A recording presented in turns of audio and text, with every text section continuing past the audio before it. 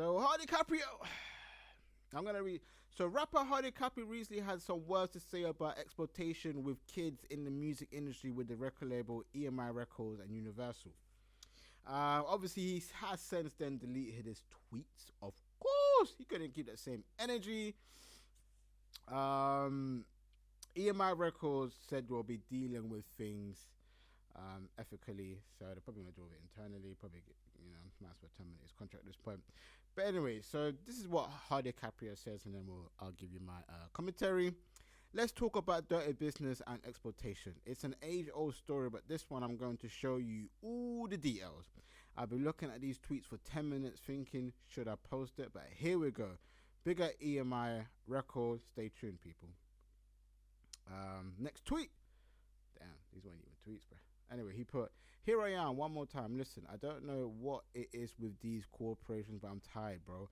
I don't know if someone at EMI Records / Universal has a fetish about exploiting impoverished, bro, I can't even read. It's not even it's early in the morning. But anyway, exploiting kids. Maybe a lot of them do, but I'm sick and tired of this shit. What we're not going to do today, though, is talk about another record contract where people think I haven't read the terms. Let me show you these people try and rob you in depth and get away with it, even when you're legally in the right. You're comfortably paying when it's 5 figures, but when it's 6 figures or higher, alarm bells start ringing. Suddenly it's not right. I didn't want things to get here. This is literally my only outlet. Below, I'm going to attach the correspondence. The names of these people are as follows. You got some guys called Mark Furman, Colin Smith, Chris Palmer, Rebecca Allen, and Alan Michaels. Yeah, that's the names. Yeah. Sorry about my reading though. I'm tired. And I just woke up. Anyway, he says there we'll get into the sweetness of events. I'll attach screenshots in the next tweets. So he basically said, let's look at the contract. It's attached in this tweet. See how we specifically highlight what my ditto recordings are. Over the last few weeks, we've been fighting to just simplify, rectify everything EMI Records has done wrong to our account over the last few years. They registered 100% of my PPR in the contract. They were responsible for signing it up.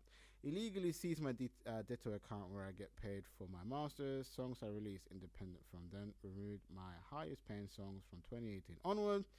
Put other artist expenses / staff expenses in my royalty statements. Avoided honoring the terms of settlement contract. He then put, bro, we're tired. Most people won't say it, but we're actually tired. Look at the artists that left the roster. All of us started alive and full of energy, and now we're only putting out time to time. Big up, Mostai. SR, Captain Connor, A1, and J1, and Darko. I'm deleting the tweets on a temporary basis. EMI Records saying they're going to deal with things ethically. Keep us all in the loop.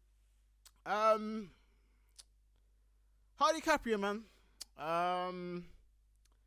Listen, man, I'm not going to disagree with anything you're saying in regards to how you're being treated by the label. I will say this.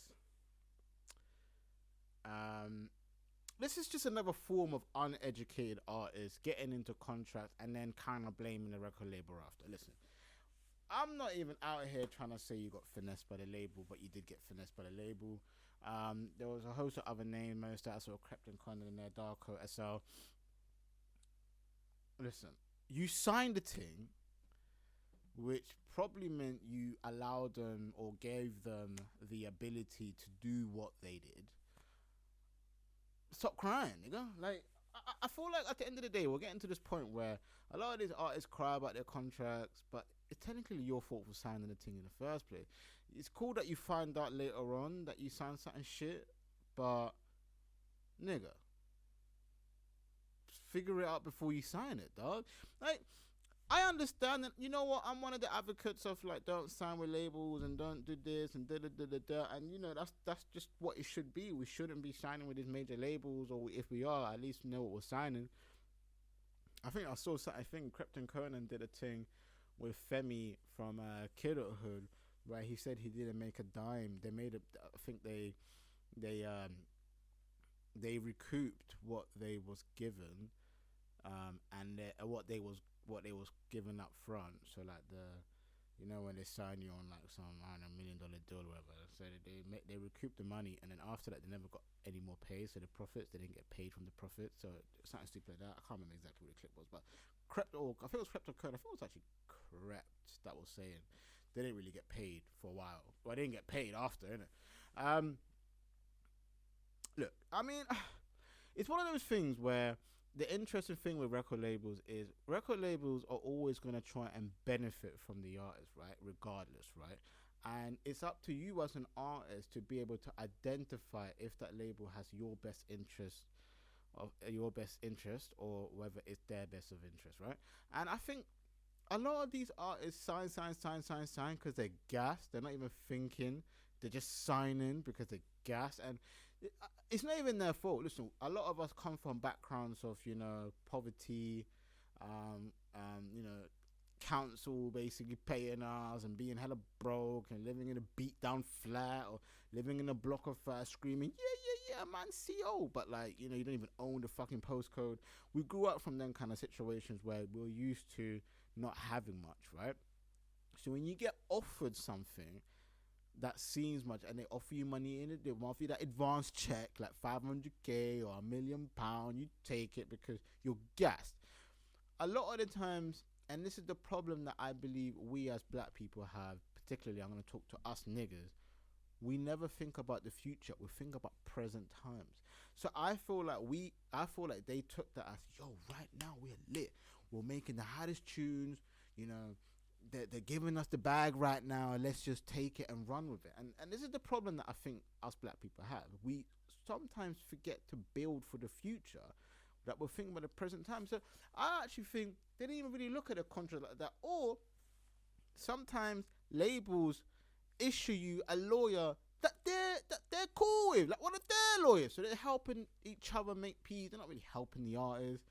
Not saying that was the case for Hardy or Crept or whoever is involved, because I'm assuming they're all in that, because my niggas dropping names, right?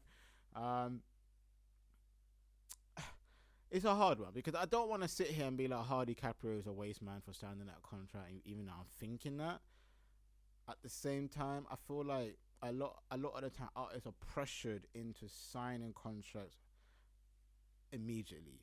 A lot of these labels don't really want to give you time to think, process, look through the papers, yada yada yada. They kind of want you, listen, once they give you the offer, they kind of just want you to sign it right there and then.